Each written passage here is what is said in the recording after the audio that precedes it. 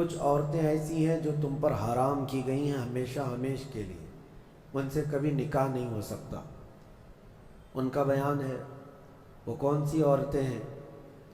اللہ تعالیٰ فرماتا ہے حرمت علیکم امہاتکم و بناتکم و اخواتکم و عماتکم و خالاتکم، یہاں تک تمہارے اوپر تمہاری مائیں حرام ہیں، ماں سے کبھی نکاح نہیں کر سکتا، اور تمہاری بہنیں تمہارے لیے حرام ہیں، مائیں حرام ہیں، بہنیں حرام ہیں، بیٹیاں تمہارے اوپر حرام ہیں، اپنی بیٹی سے کوئی نکاح نہیں کر سکتا۔ تمہاری پھوپھیاں اور تمہاری خالائیں، یہ وہ جو ابد الآباد ہمیشہ ہمیش کے لیے تم پر حرام ہیں،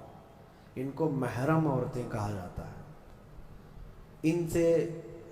پردہ بھی نہیں ہے، باپ کا اپنی بیٹی سے نہیں ہے، بیٹے کا اپنی ماں سے نہیں ہے،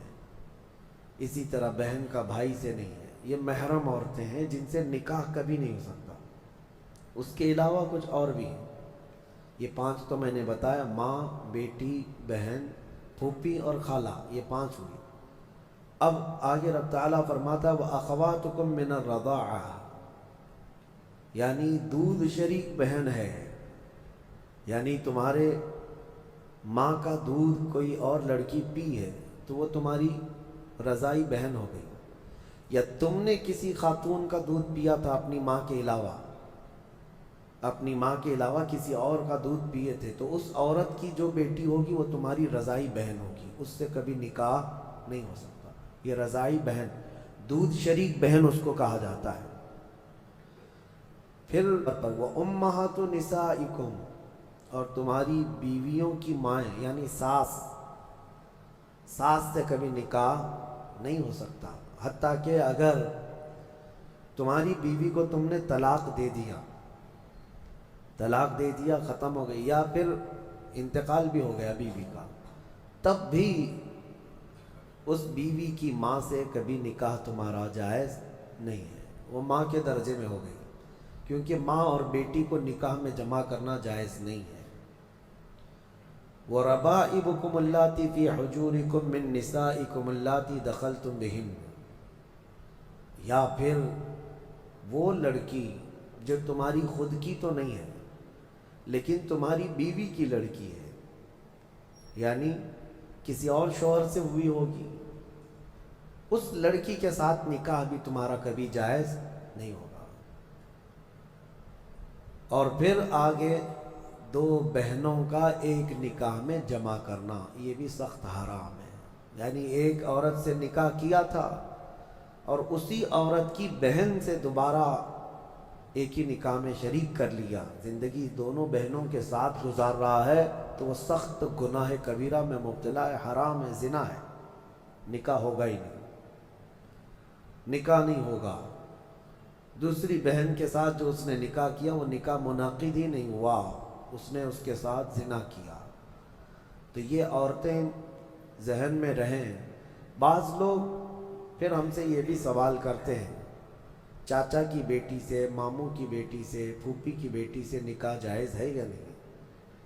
تو ہندوؤں کے ہاں کچھ چیزیں اس طرح کی مانی جاتی ہیں کہ ان کے ہاں چاچا کی بیٹی سے نکاح نہیں ہوتا، لیکن اسلام میں ایسا نہیں ہے، صرف تمہاری سگی بہن سے نکاح جائز نہیں، باقی جو تمہارے کزنز ہیں، یعنی چاچا کی بیٹی، پھوپھی کی بیٹی، ماموں کی بیٹی، خالہ کی بیٹی، ان سب سے نکاح جائز ہے، ان سب سے نکاح جائز ہے۔ بسا اوقات ایسا بھی ہوتا ہے، میں آپ کو بتاؤں، مثال کے طور پر تمہارے ماموں کی نواسی ہے، آپ کے ماموں کی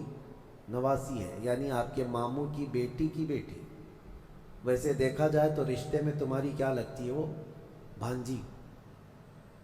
رشتے میں تمہاری بھانجی لگتی ہے،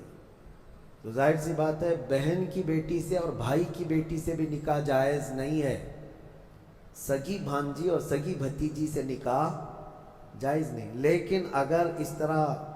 ماموں کی بیٹی بھانجی لگ رہی، اس سے نکاح جائز ہے۔ اسی طرح پھوپھی کی نواسی یا پوتی ہے، اس سے بھی تمہارا نکاح جائز ہے، وہ سگی بھانجی یا سگی بھتیجی نہیں ہے، تو یہ احکام مسلمانوں کو یاد ہونا چاہیے کہ کون سی عورتیں تمہارے لیے حلال ہیں اور کون سی عورتیں تمہارے لیے حرام ہیں۔ اب ان کے علاوہ جو عورتیں میں نے بتایا، یہاں جو عورتیں میں نے بتایا، ان عورتوں کے علاوہ جتنی بھی عورتیں ہیں جن سے نکاح تمہارا جائز ہے، ان سے پردہ بھی واجب ہے۔ یہ بات یاد رکھ لیں، جس سے تمہارا نکاح ہو سکتا ہے اس سے تمہارا پردہ کرنا بھی واجب ہے۔